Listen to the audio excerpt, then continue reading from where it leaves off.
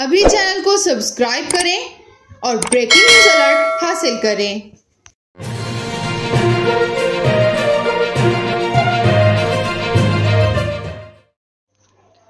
भारत में कांग्रेस रहनुमा और मशहूर पंजाबी गुलकार शिवदीप सिंह सिद्धू को नामालूम हमलावरों ने मौत के घाट उतार दिया। गैर मुल्की मीडिया के मुताबिक भारतीय गुलकार का कत्ल पंजाब के गांव मूसा में हुआ, जो इनका आबाई गांव है। हादसे के वक्त वो अपने साथियों के हमरा गाड़ी में सफर कर रहे थे कि अचानक नामालूम अफराद ने उनकी गाड़ी पर गोलियों की बौछार कर दी।